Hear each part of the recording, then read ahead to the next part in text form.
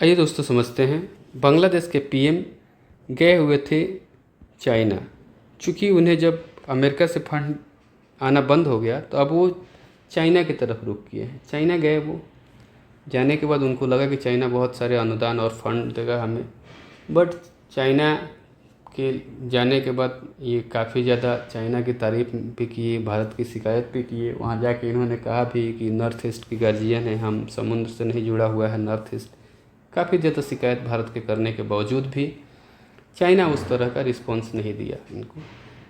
कारण अभी चाइना इसलिए रिस्पॉन्स नहीं दिया, कुछ देर में आप इस वीडियो के माध्यम से समझ जाएंगे या आखिर चाइना मोहम्मद यूनुस को क्यों रिस्पॉन्स नहीं दिया। इसके पीछे का कारण है, ये गया तो था लेकिन इसको हेल्प नहीं मिला।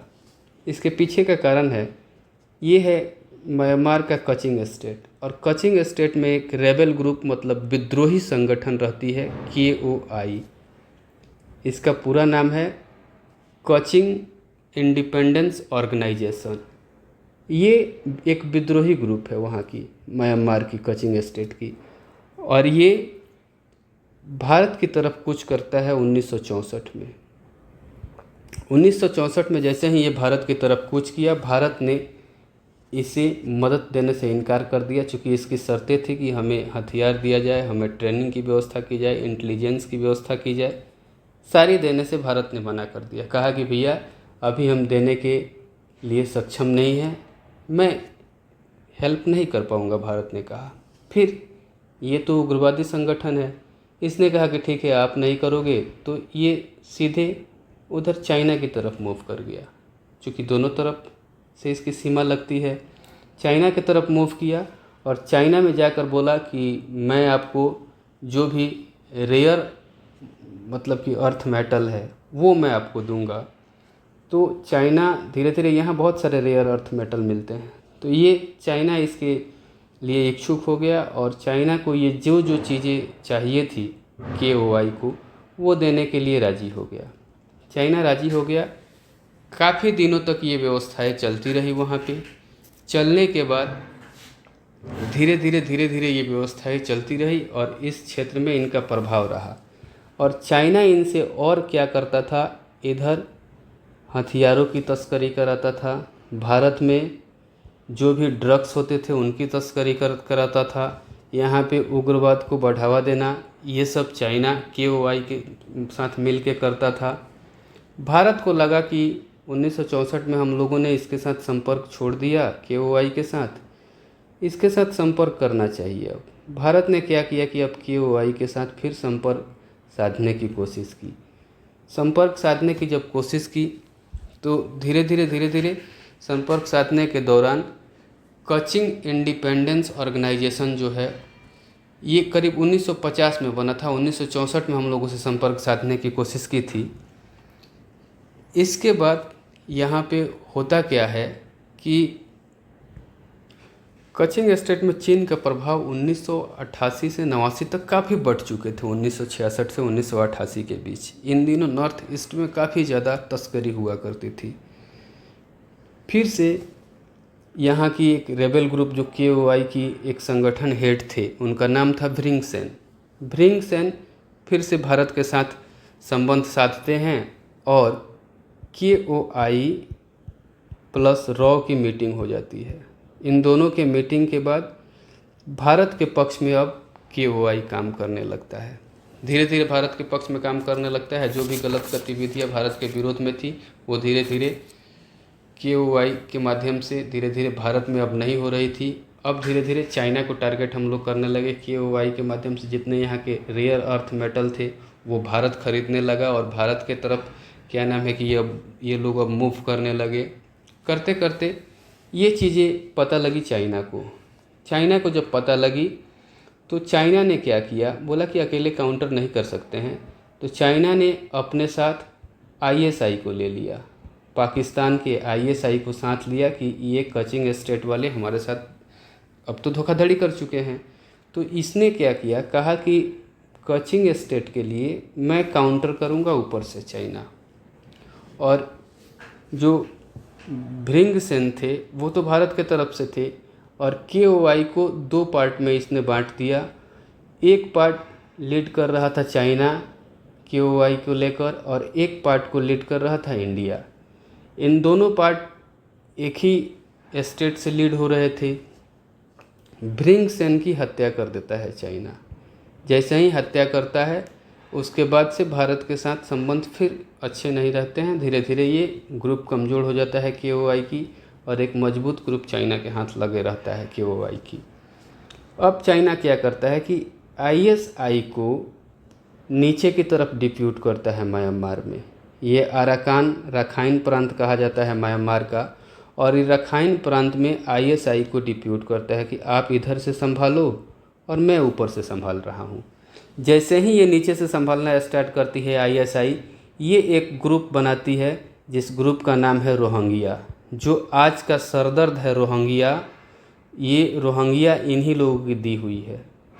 ये रोहिंग्या को ISI ही रोहिंग्या को बनाया था, और रोहिंग्या को बनाने के बाद से ISI के द्वारा ये क्या नाम है कि ये मैन्युफैक्चर की हुई संस्था थी रोहिंग्या की।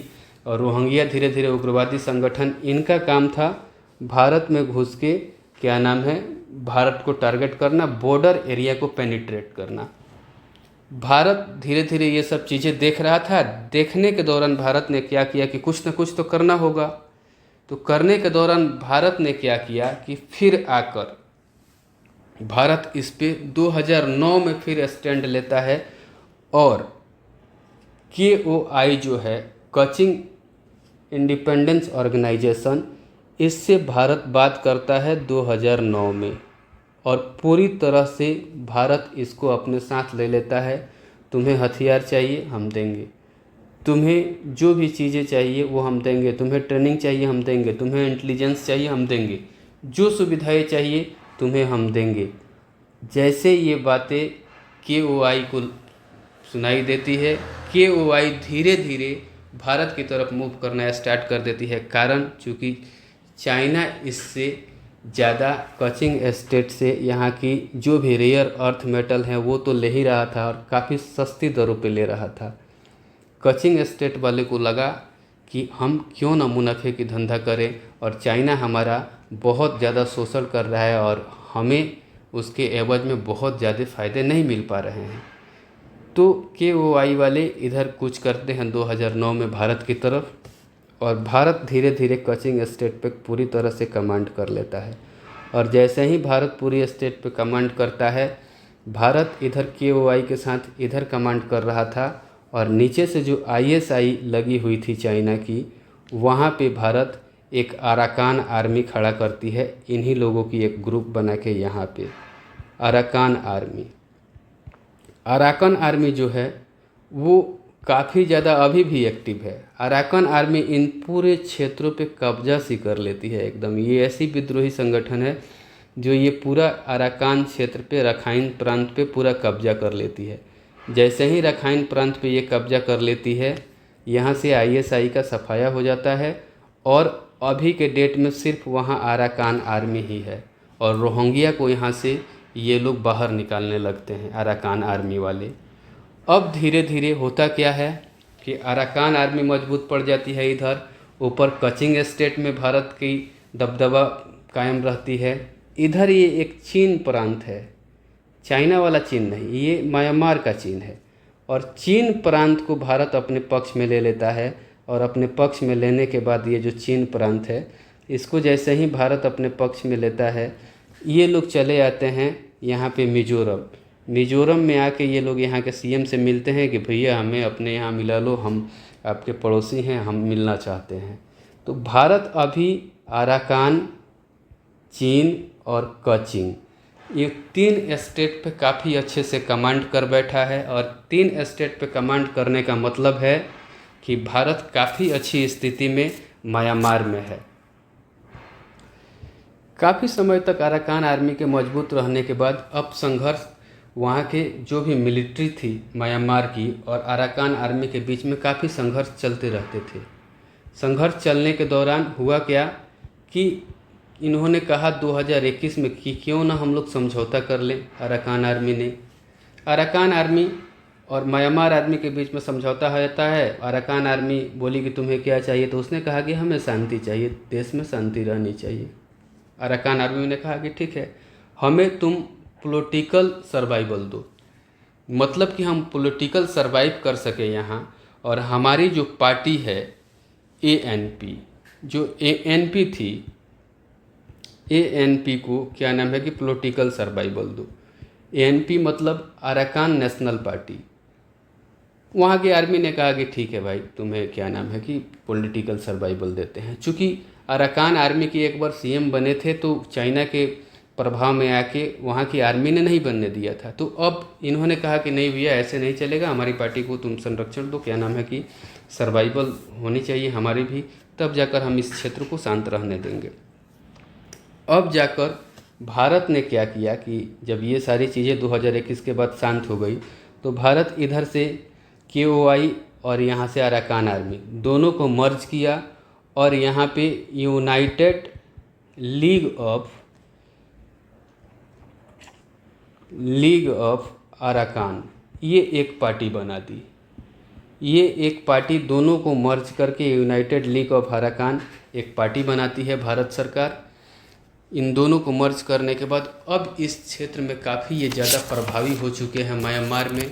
और प्रभावी होने के चलते भारत को क्या फ़ायदे हैं, भारत के पास अब ये सारी चीज़ें होने के बाद से भारत के पास अब क्या क्या है, आइए देख लेते हैं।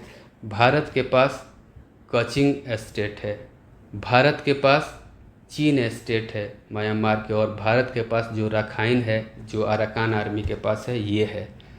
अब भारत इस क्षेत्र में इतनी आगे जा चुका है कि चाइना को अब डर लगने लगा है कि बांग्लादेश रहे न रहे मेरे हाथ से म्यांमार ज़रूर निकल गया है।